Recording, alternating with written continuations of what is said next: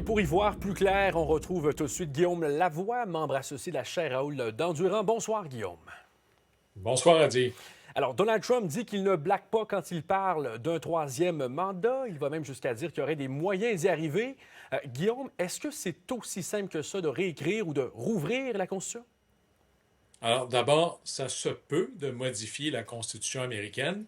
D'ailleurs, dans les dernières modifications, il y avait l'idée que le président maintenant aurait des limitations, pas plus, on peut pas se faire élire plus de 2 fois. Et si on veut changer quoi que ce soit dans la Constitution, la barre est très, très haute, là. Ça prend le 2 tiers du Sénat, le 2 tiers de la Chambre, et ensuite, il faut que ce soit entériné par le 3 quarts des États. Moi, je pense qu'il n'y a aucune volonté politique réelle pour faire ça, et jamais en 100 ans ça va arriver. Alors, évidemment, la raison pourquoi Mhm. Trump pousse ça autant, c'est que c'est un président dont je dirais, la date de péremption est connue. Et Mhm. le vrai pouvoir en politique, c'est pas la chaise qu'on occupe, c'est la chaise que l'on pense que l'on occupera plus tard. Alors, il veut maintenir artificiellement l'idée qu'il est là pour longtemps, parce que bientôt, peut-être dans 1 an ou 2, plusieurs républicains regarderont ailleurs pour penser leur avenir politique. Alors, est-ce que ce n'est pas le genre de déclaration qui vient en quelque sorte miner la confiance des Américains envers leurs institutions, Guillaume? Oui, et là-dessus, Trump a profondément nui aux institutions en faisant croire, il est le président des États-Unis et il laisse croire, à travers les pipelines hyper partisans, qu'il ne parle qu'à ses membres, à Fox News, comme quoi c'est quelque chose qui serait possible. Ce qui amène l'idée que lorsqu'on lui dira non, que ça valide l'espèce de théorie de conspiration, que c'est parce qu'on lui en veut, que c'est parce que les gens n'aiment pas Trump. Mais à la fin, s'il y avait une pulsion pour jouer dans les limitations de mandat aux États-Unis, c'est pour en ajouter. C'est certainement pas pour en enlever et certainement pas pour Trump. C'est encore ici un univers parallèle qui ne l'habite que lui. Et il circule l'espèce de théorie là, bizarre Mhm. qu'il pourrait se présenter, dans le fond, J.D. Vance se présenterait comme président Mhm. et lui comme vice-président. Il copie dans cette idée-là ce que Poutine fait, ce qui en dit beaucoup sur son état d'esprit. Mais les pères fondateurs ont été plus brillants que lui.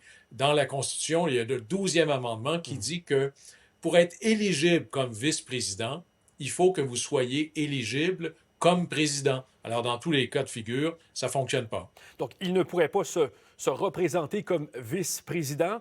Mais Guillaume, est-ce que le système américain est assez solide pour résister à ce qui ressemble de plus en plus, et j'ai envie de dire, une dérive autoritaire?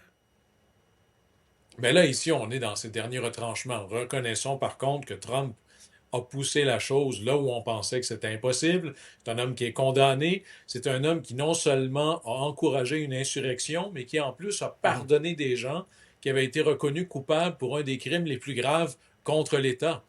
Et il les a pardonnés et les républicains, pour le critiquer, sont cachés en dessous de leur bureau. Mais ici, voici un cas du test du réel. Combien de républicains aimeraient ça être président à la place de Trump? Mhm. Ces gens-là ne voudront pas nécessairement dire ce serait le fun qu'il reste là un autre 4 ans. Et après ça, on l'oublie, mais aux États-Unis, il n'y a pas d'équivalent de Élections Canada pour nos élections fédérales. Aux États-Unis, c'est chacun des États qui a la responsabilité constitutionnelle d'inscrire le nom des candidats à la présidence sur leur bulletin de vote.